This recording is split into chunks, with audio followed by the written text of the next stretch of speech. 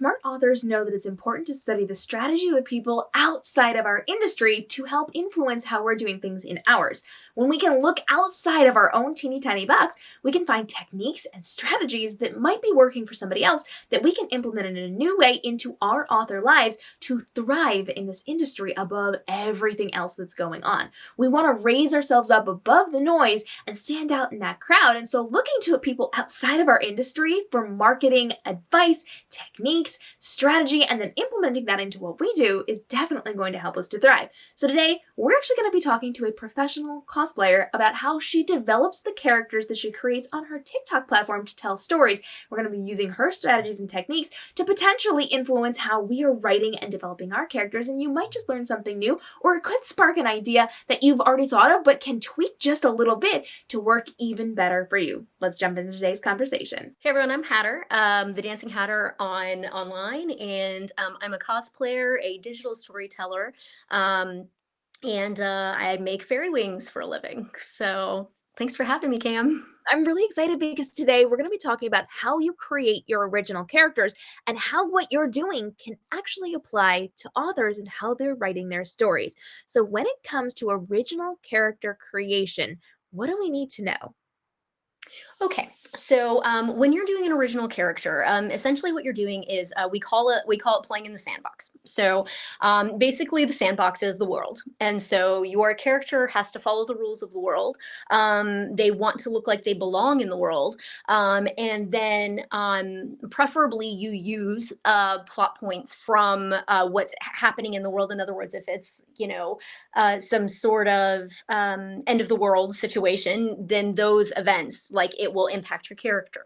And so that's what you look at when you start with like your baseline, and then you decide, okay, so now let's zoom in and let's look at this character and see what their particular backstory is going to be. Where did they start? How did they get there? Where are they going? And so it's a story arc. And so when you're creating your original character, you have to decide how you want to decide, like, if you're doing it on your own, you want to decide what the purpose is. Is it to tell a story, or is it just to kind of vibe? Because there are different, I'll do characters for different reasons. So sometimes I'm like, I just kind of want a light, fluffy character because I need a little serotonin. And so I don't really care about story arc and whatnot. For characters that you're looking at story arc, you have to really make sure that you're enmeshed with the work that you're creating from. So that way you are not, that way it stays recognizable for other viewers that may be looking at it. That makes a lot of sense. So, you, as you are creating your cosplays, are kind of looking at the big overall picture. You're looking at the world building that you're working in. So, whether it is sci fi or fantasy or contemporary, you're looking at how that's going to characterize the character that you're about to embody. Then you have the ability to look a little bit closer. You check in those backstories, you make sure you understand who they are, their personality types, and you understand your motive for creating it, which is also something that authors can be doing. Are we creating this to get to a certain lesson, to a certain point, to something that we are trying to educate on? Are we doing it to go along with their romance? Are we doing it to go along with their motives for something? Are we really building up their backstory in order to get them through that character arc? Understanding our motives going into it really makes a difference as well. So I want to dial in just a little bit on your specific process for creating your original characters. Now, as a cosplayer, you're going to be heavily looking at the way that they look, the way that they act, and the way that they interact with characters. So what do we need to know about the things that you're looking at specifically as you're building your characters that we can then implement into our writing? Okay, so most of the creation that I do for original characters exists inside of tags, and so tags are think about it like an RPG game. So like it's a role playing game where we are collaborating together to tell conjoined stories. And so for me, the first thing that I do is I take a look at everything and I'm like, okay, what muses? That sounds so flippy dippy, but it's what it is. Who's talking to me? Like, what voices do I hear coming out the most prominently at this moment? And so then I'll go in and I'll take a look and be like, okay, so we have the archfey, we have the goats of the mountain, and so I'll look in each of those little places and be like, where does this person fit? And so And then the next thing that I do is I look around at the characters that exist that are already have been created, and I say, okay, so who would they collaborate with? Who would they possibly intertwine with? Because as we know as readers, the more complex the story is, the more engaging it can be. And so those connections, and also it's more fun to play with others. So like it's fun to create on your own, but it's even more fun to allow someone else's creation and decisions to impact yours. And so, and it's actually an excellent for budding writers. This is actually how I practice my creative process as a writer, is that I will take a character who is flat and static, which I can't stand. I'll take a character that's flat and static, and then I will throw them into the middle of something and be like, now what would they do? What are their motives? What are their objectives? How far are they willing to go to get what they need? And so, and what are their like moral absolute no's? It's something we do when you act in theater. You have to figure out all the pieces of your character, so that way you stay true to that character. But before I collaborate with anyone, the first thing that I do before I even get that character on the page and say these are some connections I'd like to do, even before I do duets with other OC creators, is I check and I make sure this is going to look like I am in your story. Are you comfortable with this interaction? Does this properly reflect how your character would respond in the situation? Because consent and autonomy is something that's very, very important. And so, because if, especially when someone invests that amount of time on their story, you don't want to derail it, and it can really squash someone's creative flow, as it were. And so that's where I begin, and then I start looking at, okay, what do they feel like? What color hair do they have? What does their voice sound like? What are their mannerisms and gestures? And then I just kind of build from the ground up like that. And I love that you pointed out we focus on their interaction with other characters in that world. So often we can focus on the one character that we're writing, and then we have the flat secondary characters. They're only there for comic relief, or are only there to give one really good piece of advice. And so remembering that each character is their own main character in their own right is incredibly important. And I feel like using this as a practice is going to be a really great way to encourage writers to make sure that they have their own storylines, even if it's not written in the page. And I feel like it's a really good way to explore the world that you're creating. Do you agree? I do. I really do.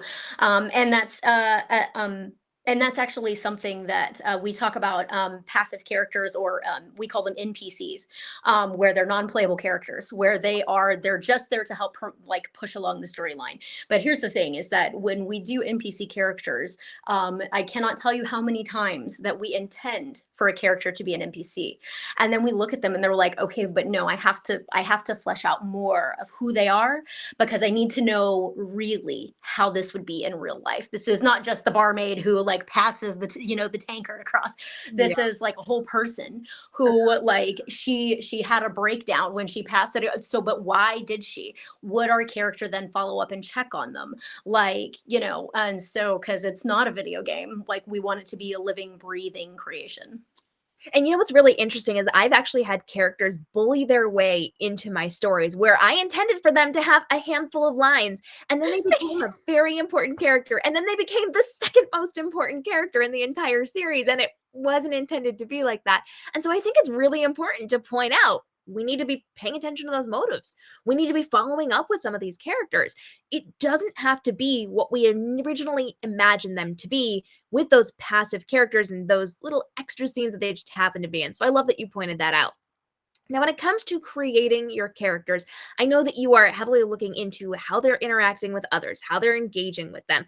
And then you kind of dive more into who they are as people and then how they look. We're looking at how they interact, the way that they speak. So let's dive a little bit into creating characters on a very personal, just them level. How do you flesh out the way that they're speaking, the way that they're moving, and the way that they are kind of embodying themselves? Okay, so whenever I design my characters, like when I look at them by themselves, I try and get Sometimes because I'm an online creator, sometimes it's an audio that inspires me. And so I'll hear an audio that I'm like, oh, this is very much that character's voice. And not even necessarily the way it sounds, but more the attitude and the interaction. And so, like for King Vincent, for example, it was one of my kings, and he is very broody and he's a stoic. And he's very cranky about like social interactions, very introverted, and just doesn't have time for anything. And so I was like, he's a very so I heard an audio on TikTok, and I was like, oh, this is his voice. Like I hear it, and it's the get help audio, where it's like, no, we're not going to do it. It's stupid. I don't want to do this. And so I heard that, and I was like, okay, so he is, we're gonna do, like, he would be clean shaven, like he wouldn't have a beard, he would be very like crisp and clean, but I'm thinking mostly black and like burgundies and like really dark deep colors. But then I imagined that he would, because he's I wanted some like really light hair for him, because I just felt like he would look like, I wanted him to look like the bad boy that you couldn't help but approach.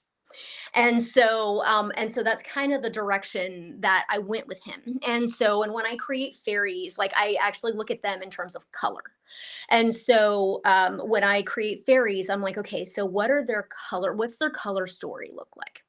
And so that's kind of the direction that I go. When I do fantasy characters, those are actually a little harder for me, because I am not as skilled of a makeup artist, and so I will envision all these details and like all of this color in like the eyeshadow and whatnot, and then I'll get to it and be like, I don't have these skills. Let me just YouTube how to put on makeup.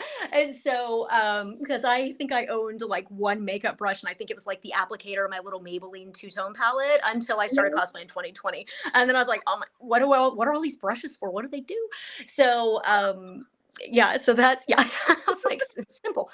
But yeah, so that's kind of the direction that I go. And then the accessories are actually one of my favorite things, because I love putting little Easter eggs in my characters' costume designs at the beginning, to where I want, like, if I know that there's an important plot point I'm getting to, I will intentionally put little pieces in there that like allude to what they're going to be.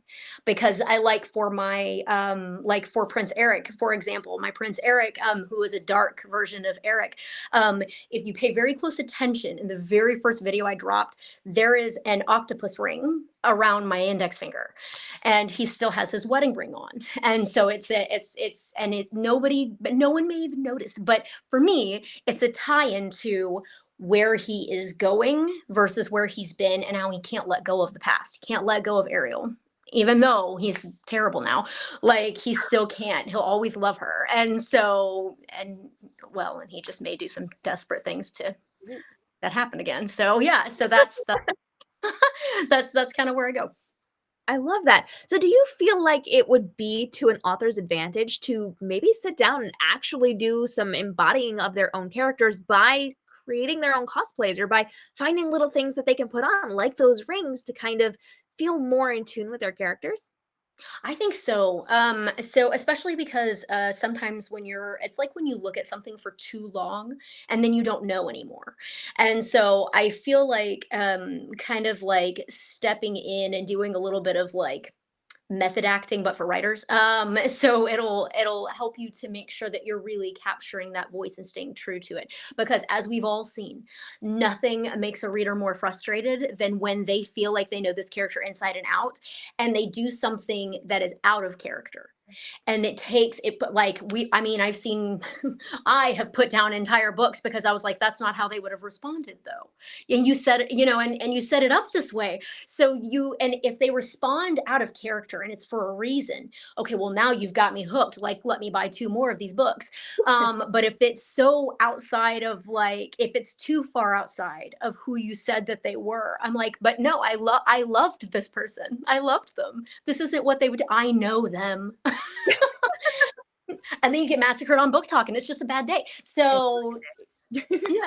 Yeah. So which everybody just be kind, please. But yeah. Yes.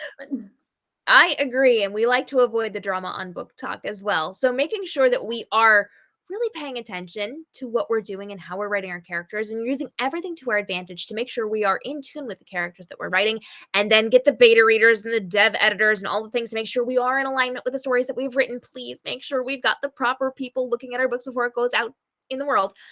We want to make sure that we are really leaning into who they are and how we're writing them and making sure that structure is correct as we're creating our stories.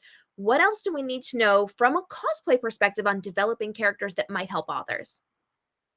So from a cosplay perspective, is this for for the cosplayers to know, or is this This is for insightful? authors to take from you to write. Got you. Okay.